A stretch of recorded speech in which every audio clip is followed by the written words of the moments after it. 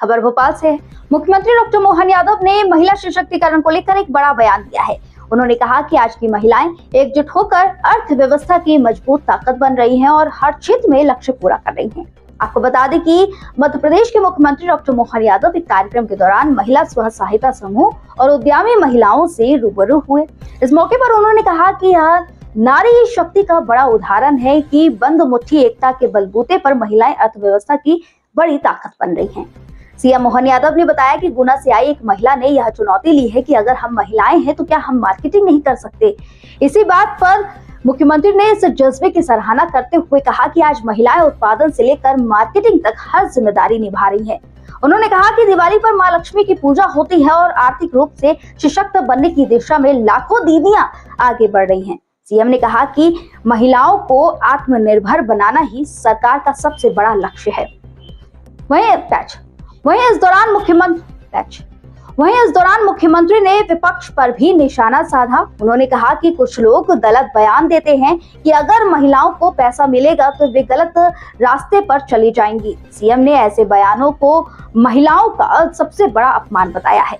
कार्यक्रम के दौरान मुख्यमंत्री ने विभिन्न स्टॉलों का भी निरीक्षण किया और महिलाओं द्वारा तैयार किए गए उत्पादों और पैकेजिंग की भी सराहना की। सीएम का कहना है कि महिला सशक्तिकरण ही प्रदेश की आर्थिक मजबूती की पूंजी है।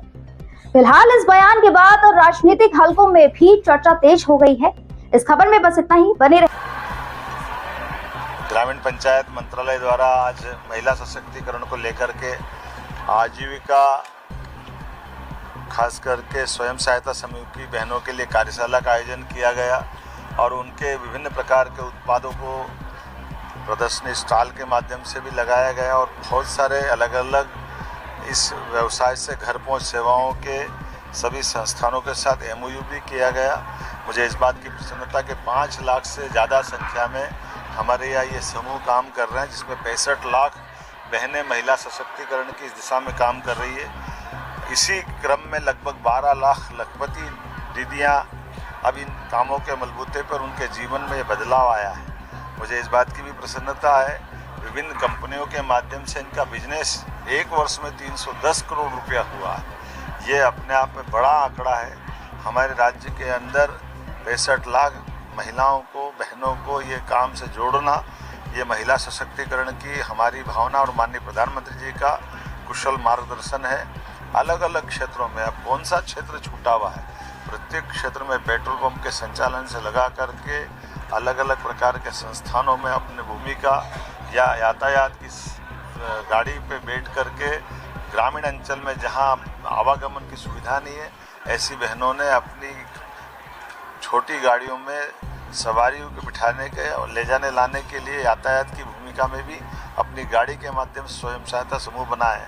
50,000 तो प्राकृतिक खेती के माध्यम से स्वयं सहायता समूह ने अपना काम खड़ा किया है, क्योंकि देश के अंदर सबसे ज़्यादा प्राकृतिक खेती कहीं होती है तो मध्य प्रदेश में होती है। मैं आज के इस अवसर पर माननीय मंत्री जी को बधाई देना चाहूँगा। आज इस अवसर पर माननीय केंद्रीय मंत्री, हमारे कैबिनेट मंत्री श्रीमान प्रहलाद पटेल जी, माननीय मंत्री राज्य मंत्री राधा सिंह जी, हमारे माननीय मंत्री श्री गौतम टेटवाल जी और हम सब ने मिलकर इस पूरी कार्यशाला में भाग लिया। आने वाले होली के पावन पर्व की भी मेरी अपनी ओर से पूरे प्रदेश को बधाई। उम्मीद करेंगे, हाँ, और ये भी है, इतना बढ़िया होली का गिफ्ट बनाया है जिसमें प्राकृतिक गुलाल से लेकर के होलाष्टक के अंदर उपयोग होने वाली गोबर से बने हुए विभिन्न उत्पाद भी है, व्यंजन भी है और मन के अंदर एक संतोष है कि स्वयं सहायता समूह ने एक प्रकार के त्यौहार की प्रसिद्धि बढ़ाते हुए गरिमा के अनुसार ये गिफ्ट बनाया है।